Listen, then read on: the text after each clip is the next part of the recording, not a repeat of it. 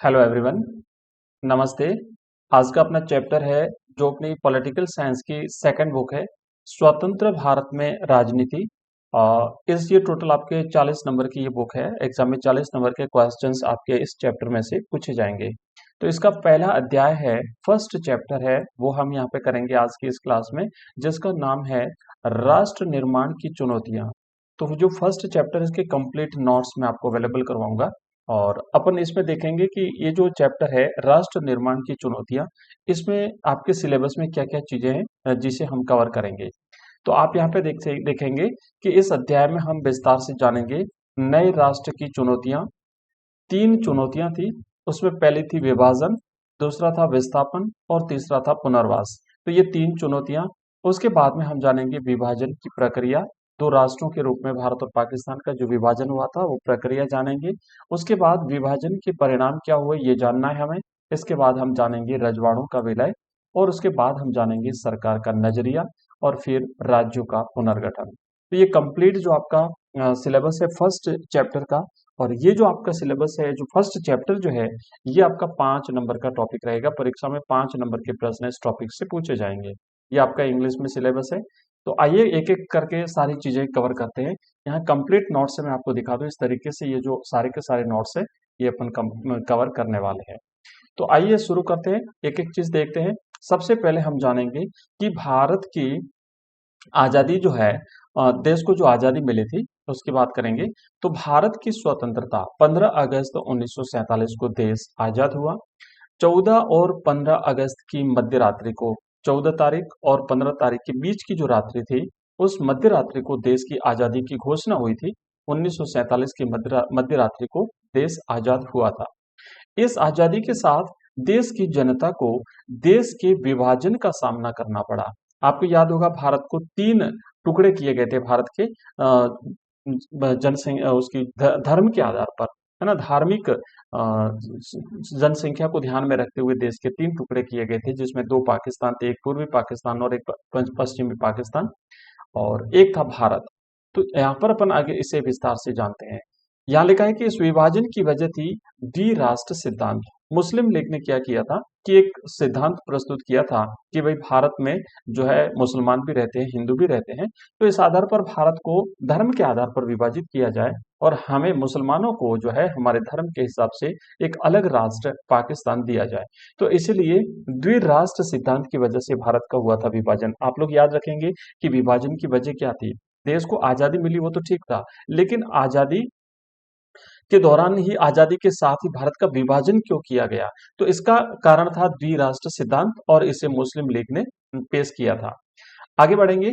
संविधान सभा के विशेष सत्र में प्रथम प्रधानमंत्री पंडित जवाहरलाल नेहरू ने एक भाषण दिया था, जिसे, उस भाषण का नाम है भाग्य वधु से चीर प्रतीक्षित भेंट, या फिर ट्रिस्ट विद डेस्टिनी के नाम से जाना जाता है। बच्चों याद रखिएगा, परीक्षा में पूछा गया है ये प्रश्न, कई बार ऑब्जेक्टिव टाइप में पूछा जा सकता है। आपके जो अति लघुत्रात्मक प्रश्न है या रिक्त स्थान के जो प्रश्न आते हैं उसमें भी पूछा जाएगा। आपका 40 नंबर का जो एग्जाम का जो पेपर रहेगा पैटर्न, वो आपके ऑब्जेक्टिव टाइप्स का रहने वाला है।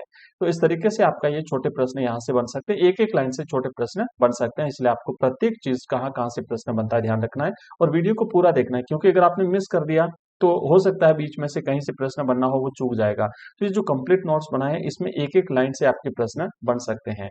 आगे बढ़ते हैं। यहाँ पे देखो लिखा हुआ है, लेकिन आगे बढ़ने से पहले मैं बता दूं कि ये जो पीडीएफ है आपको हमारे ऐप में मिलेगी। इसका लिंक इस वीडियो के डिस्क्रिप्शन में दिया हुआ है, जहाँ पे हमने जो कोर्सेज लॉन्च किए हैं, history, political science, Hindi, geography, English, सबके ओनली 99 रुपए में, हम पूरी 1 साल की वैलिडिटी के साथ, पूरे साल भर की वैलिडिटी आपको 99 रुपए में ये कोर्स मिलेगा। और कंप्लीट कोर्स मिलेगा, जिसमें पीडीएफ मिलेंगी, वीडियोस मिलेंगे, एमसीक्यूज मिलेंगे, प्रश्न उत्तर मिलेंगे, ऑनलाइन टेस्ट मिलेंगे, लाइव क्लास मिलेगी, ये सारी चीजें आपको मिलेगी। तो आप डिस्क्रिप्शन में लिंक दिया, उस लिंक पे क्लिक करके आप डाउनलोड करेंगे, और वहां से आप जो भी कोर्स चाहे परचेज कर सकते हैं। चलिए आगे बढ़ते हैं। नेक्स्ट हम यहाँ पे देखेंगे कि आजादी के साथ ही भारत को तीन अलग अलग भागों में विभाजित किया गया था। इसमें जब भारत को तीन भागों में विभाजित किया, उसमें तीन भाग कौन कौन से थे वो आपको याद रखना। पहला तो था ब्रिटिश भारत, मतलब जहां पे डायरेक्ट जो अंग्रेज शासन करते थे ना, ब्रिटिश जो भारत था जहाँ पे सीधा अंग्रेजों का शासन था। दूसरा हिस्सा था जो पाकिस्तान के रूप में बनाया गया, और तीसरा हिस्सा था वो जो देसी रजवाड़े थे, जो उनके जहाँ पे राजा शासन करते थे।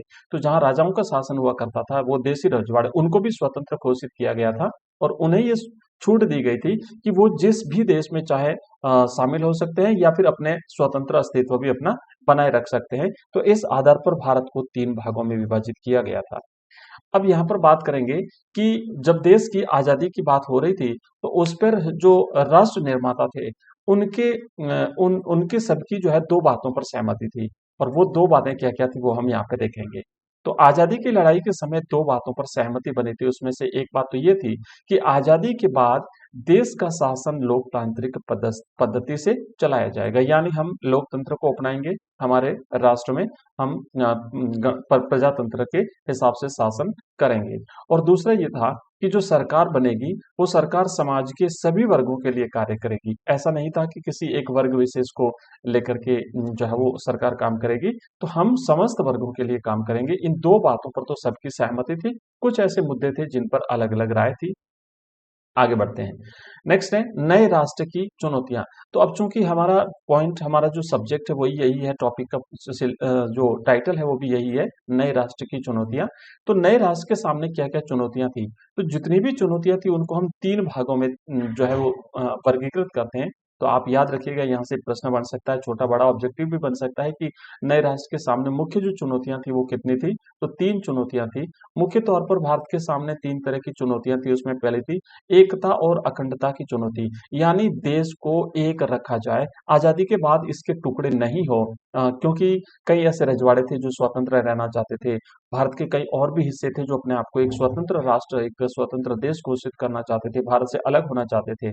तो राष्ट्र निर्माताओं के सामने पहली चुनौती ये थी कि भाई देश की एकता और अखंडता को बनाए रखा जाए, देश को एकजुट बनाए रखा जाए। ये थी इनकी पहली चुनौती। दूसरी चुनौती थी लोकतंत्र की स्थापना। जैसा कि हमने अभी भी देखा कि जो राष्ट्र निर्माता थे उनके सामने पहले से ही ये विजन था कि हमारे देश का जो शासन होगा वो हम लोकतांत्रिक तरीके से चलाएंगे। और तीसरी थी समानता पर आधारित विकास, यानी कि जो लोकतांत्रिक तरीके से जो सरकार बनेगी वो सरकार समस्त वर्गों को ध्यान में रख करके जो है वो विकास की नीतियां बनाएगी।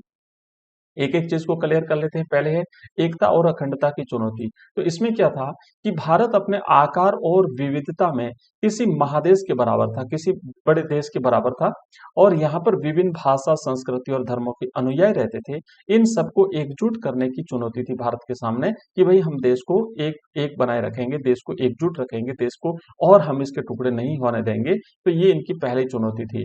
दूसरा था लोकतंत्र की स्थापना, यानी भारत ने संसदीय शासन पर आधारित प्रतिनिधिमूलक लोकतंत्र को अपनाया था। फिर है कि भारतीय संविधान में प्रत्येक नागरिक को मौलिक अधिकार और मतदान का अधिकार जो है वो प्रदान किया गया है। हमारे जो मूल अधिकार है, पहले 7 थे, अब 6 मूल अधिकार रहे हैं। और साथ ही साथ मतदान करने का अधिकार, प्रत्येक व्यक्ति, स्त्री पुरुष जिसने 18 वर्ष की उम्र जो है वो पार कर ली हो, उसे मतदान का अधिकार दिया गया। तो इस तरीके से लोकतंत्र की स्थापना जो है वो भारत में को मजबूत करने के लिए इस प्रकार के प्रयास किए गए। तीसरा था समानता पर आधारित विकास, ऐसा विकास जिससे संपूर्ण समाज का कल्याण हो, न कि किसी एक वर्ग का विकास हो। तो इसे जो है सभी के साथ समानता का व्यवहार किया जाए, और सामाजिक रूप से वंचित वर्गों यथा धार्मिक, सांस्कृतिक, अल्पसंख्यक समुदायों को विशेष सुरक्षा दी जाए, इस बात पर भी ध्यान दिया गया। तो ये तो तीन हमारे जो ये हमारी 3 जो चुनौतियां थी, जिसमें एक था देश की एकता और अखंडता को बनाए रखा जाए, दूसरा था लोकतांत्रिक शासन व्यवस्था को की स्थापना की जाए, और तीसरा था समानता पर आधारित विकास जो है वो किया जाए। ठीक है। अब यहाँ पे देखेंगे द्विराष्ट्र सिद्धांत। तो ये जो द्विराष्ट्र सिद्धांत है ये क्या है और इसे किसने जो है पेश किया था, इसका परिणाम क्या हुआ, ये सारी चीजें अपन जानेंगे। तो पहली बात तो ये थी कि ये जो द्विराष्ट्र सिद्धांत था, मतलब 2 राष्ट्र बनाए जाएं, और ये सिद्धांत मुस्लिम लीग ने पेश किया था। याद रखिएगा, मुस्लिम लीग। ठीक है। और इस सिद्धांत के अनुसार क्या होना था कि भारत किसी एक कौम का नहीं, बल्कि हिंदू और मुसलमान 2 कौमों का देश है, 2 धर्मों का देश है, 2 अलग अलग भिन्न भिन्न मान्यताएं रखने वाले लोगों का देश है। इसमें पहला देश है भारत, जो कि हिंदुओं की बहुसंख्या के आधार पर एक राष्ट्र बना, जहां पे हिंदू ज्यादा रहते थे वो भारत के रूप में। और दूसरा था मुस्लिम लीग ने मुसलमानों के लिए एक अलग देश यानी पाकिस्तान की मांग रखी कि भाई जहां पे मुसलमान ज्यादा है उस वहां पे हमारी संख्या के आधार पर हमें पाकिस्तान दिया जाए। तो इस तरीके से जो पूर्वी पाकिस्तान बना था, जिसे वर्तमान में हम बांग्लादेश कहते हैं, और पश्चिमी पाकिस्तान जिसे फिलहाल पाकिस्तान हम कहते हैं। तो ये दो हिस्से जो है वो पाकिस्तान के रूप में बने थे। और 1971 में आप सब जानते हैं, 1971 में भारत पाकिस्तान का जो युद्ध हुआ था, उसमें भारत ने जो है वो एक नए राष्ट्र बांग्लादेश के उदय में अपना पूरा योगदान दिया था, और एक नए राष्ट्र बांग्लादेश का उदय हुआ था। अब हम करेंगे भारत का विभाजन, भारत के विभाजन की बात करेंगे, विभाजन की पूरी प्रक्रिया जानेंगे, विभाजन के परिणाम जानेंगे, और इस तरीके से हम आगे बढ़ेंगे। उसके अलावा भी कई सारी चीजें हैं, वो सारी इस नोट्स के रूप में आपको यहाँ पे मैं आपको अवेलेबल कराऊंगा। ये जो पीडीएफ है बच्चों, ये पीडीएफ मैं आपको हमारे टेलीग्राम चैनल और हमारे व्हाट्सएप ग्रुप जो बने हुए हैं उसमें भी शेयर करूंगा, क्योंकि हम प्रत्येक वीडियो की पीडीएफ वैसे भी वहां पे शेयर करते हैं। तो आप अगर हमारे व्हाट्सएप ग्रुप और टेलीग्राम ग्रुप के साथ जुड़ना चाहते हैं तो आप मेरा नंबर नोट कर लीजिए, उस नंबर पे आप मुझे व्हाट्सएप मैसेज करेंगे या टेलीग्राम पे मैसेज करेंगे तो आपको लिंक मिलेगा, उस लिंक से आप हमारे व्हाट्सएप और टेलीग्राम चैनल को ज्वाइन कर सकते हैं। इसके अलावा इस वीडियो के डिस्क्रिप्शन में हमारे ऐप का लिंक दिया हुआ है। हमारे ऐप में तो आपको कंप्लीट कोर्स मिलेगा, जहां पे पहले से ही हमने सारा कंप्लीट कोर्स अपलोड कर रखा है। वहां पे आप चाहो वो चैप्टर पढ़ सकते हो, चाहो वो चैप्टर की नोट्स पीडीएफ के रूप में आप वहां से प्राप्त कर सकते हो। आप चाहो तो वहां पे एमसीक्यूज मिलेंगे, क्वेश्चन आंसर मिलेंगे, वीडियोस मिलेंगे, ऑनलाइन टेस्ट मिलेंगे, लाइव क्लासेस मिलेगी, सारी चीजें वहां पर पहले से दी हुई है। तो डिस्क्रिप्शन में दिए हुए लिंक पर क्लिक करके आप इस वीडियो को और हमारे ऐप को डाउनलोड कर सकते हैं। साथ ही साथ ये जो लिंक है हमारे इस वीडियो की लिंक अपने जो मित्र हैं, आपके जो भी क्लासमेट्स हैं उनके साथ भी शेयर करें, ताकि ज्यादा से ज्यादा बच्चे इसका लाभ ले सकें। तो यहाँ पे हम देखेंगे भारत का विभाजन, और मैं आपको कहा है कि नंबर मैं आपको दूंगा, तो आप मेरा नंबर नोट कर लीजिए। उस नंबर पे आप मुझे व्हाट्सएप मैसेज कर सकते हैं। नंबर है मेरा 9079622989। एक बार फिर से रिपीट कर देता हूँ, 9079622989। इस नंबर पे आप मुझे व्हाट्सएप मैसेज, टेलीग्राम मैसेज कर सकते हैं। बच्चों आगे बढ़ते हैं, लिखा है कि मुस्लिम लीग ने द्विराष्ट्र सिद्धांत को अपनाने के लिए तर्क दिया कि भारत किसी एक कौम का नहीं है, अपितु हिंदू और मुसलमान दो कौमों का, दो धर्मों का देश है, और इस आधार पर भारत का विभाजन भारत और पाकिस्तान के रूप में हुआ। भारत के विभाजन का आधार धार्मिक बहुसंख्या को बनाया गया। मुसलमानों की जनसंख्या के आधार पर पाकिस्तान के दो इलाके शामिल होंगे, जिसमें एक था पश्चिमी पाकिस्तान और दूसरा था पूर्वी पाकिस्तान, पूर्वी पाकिस्तान जिसे हम फिलहाल बांग्लादेश कहते हैं। इनके मध्य में भारतीय भूभाग का एक बड़ा विस्तार रहेगा। मुस्लिम बहुल प्रत्येक इलाका पाकिस्तान में जाने को तैयार नहीं था। जहां पे ज्यादा मुसलमान भी रहते थे ना, वो लोग भी वहां पाकिस्तान में जाने के लिए तैयार नहीं थे। फॉर एग्जाम्पल, जैसे आपने नाम सुना होगा पश्चिमी सीमांत प्रांत, जहां के एक नेता थे खान अब्दुल गफ्फार खान, जिन्हें हम सीमांत गांधी के नाम से जानते हैं। तो ये जो है ना, सीमांत गांधी के नाम से जो खान अब्दुल गफ्फार खान थे, इन्होंने इस द्विराष्ट्र सिद्धांत का विरोध किया था। वो उसके खिलाफ थे। वो नहीं चाहते थे कि धर्म के आधार पर जो है राष्ट्र का विभाजन हो। ब्रिटिश इंडिया के मुस्लिम बहुल प्रांत पंजाब और बंगाल, ये ऐसे दो प्रांत थे जहां पे हिंदू भी थे और मुसलमान थे। इसलिए फिर इन दोनों जो राज्य थे, दोनों जो प्रांत थे, इनका विभाजन करना पड़ा। तो अनेक हिस्से बहुसंख्यक गैर मुस्लिम आबादी वाले भी थे।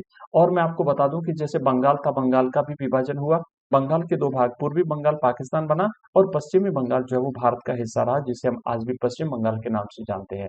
इसी तरीके से जो पंजाब प्रांत था, उसका पूर्वी भाग जो है वो भारत में रहा, और पश्चिमी जो पंजाब था वो पाकिस्तान में उसे शामिल किया गया। ऐसे में ये जो बहुसंख्यक जो गैर मुस्लिम आबादी थी इन दोनों प्रांतों में, इन प्रांतों का बंटवारा धार्मिक बहुसंख्या के आधार पर जिले या फिर निचले स्तर के प्रशासनिक हलके को आधार बना करके किया गया था, और भारत विभाजन केवल धर्म के आधार पर हुआ था।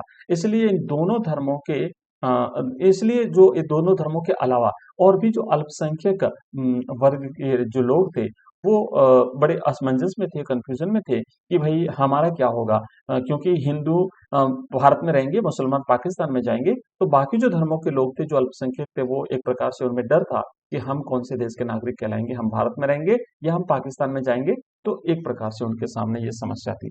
तो बच्चों आज की क्लास में हमने अभी तक क्या पढ़ा, हम एक बार हल्का सा रिवीजन कर लेते हैं।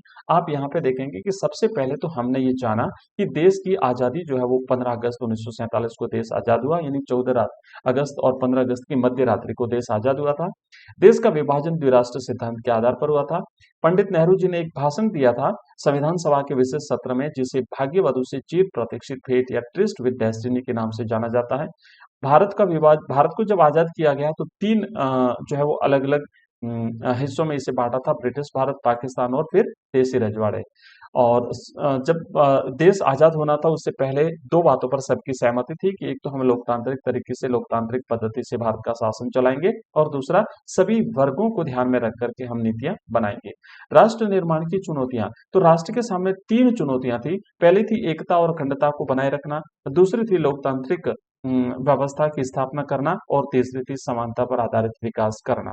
तो ये हमने यहाँ पे जाना। इसके बाद द्विराष्ट्र सिद्धांत के बारे में हमने जाना, क्या होता है द्विराष्ट्र सिद्धांत, किसने पेश किया था, और इसके आधार पर जो है वो दो देशों का इसके आधार पर भारत का दो भागों में, दो देशों के रूप में विभाजन हुआ था।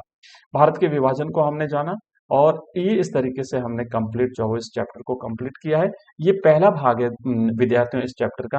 और बाकी का जो बचा हुआ भाग है उसको अपन नेक्स्ट वीडियो में लेंगे, क्योंकि वीडियो काफी लंबा हो रहा है। तो लंबा ना करके मैं छोटे छोटे टुकड़ों में आपको ये कंप्लीट चैप्टर करवाऊंगा। और आपको बता दूं कि शाम को 8:30 बजे होती है हमारी लाइव क्लास, एवरीडे प्रतिदिन हमारी लाइव क्लास होती है, जहां पर ये जो चैप्टर्स हम पढ़ते हैं उस चैप्टर्स के आधार पर हमारे जो ऑब्जेक्टिव टाइप के जो क्वेश्चंस बनते हैं वो प्रश्न हम हल करते हैं।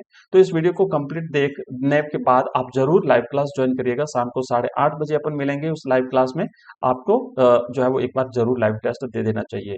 और इससे रिलेटेड अगर आप ऑनलाइन टेस्ट भी देना चाहते हैं तो इस वीडियो के डिस्क्रिप्शन में हमारे ऐप का लिंक दिया हुआ, उस पर आप डाउनलोड करके आप पॉलिटिकल साइंस के कोर्स में जाएंगे, वहां पे आपको चैप्टर फर्स्ट में जाएंगे तो चैप्टर फर्स्ट में ऑनलाइन टेस्ट मिलेगा। उस टेस्ट को देकर के आप अपनी तैयारी जान सकते हैं, तैयारी परख सकते हैं, आप कितनी तैयारी है, आपको उस टेस्ट में से कितने क्वेश्चंस राइट होते हैं, कितने गलत होते हैं, जो सवाल आपने गलत किया उसका राइट आंसर क्या है, कितने नंबर आपके आते हैं, ये सारी चीजें आपको हाथ हाथ उसका रिजल्ट मिलेगा टेस्ट को सबमिट करते ही। तो बच्चों मिलते हैं नेक्स्ट क्लास में एक नेक्स्ट वीडियो के साथ में, इसके दूसरे भाग के साथ में। तब तक के लिए बाय, थैंक यू, धन्यवाद। लेकिन आपसे रिक्वेस्ट रहेगा वीडियो को लाइक जरूर कर दीजिएगा, अपने दोस्तों के साथ शेयर करिए, और पहली बार अगर चैनल पे आए हैं तो चैनल को सब्सक्राइब जरूर करिएगा। थैंक यू, बाय, धन्यवाद।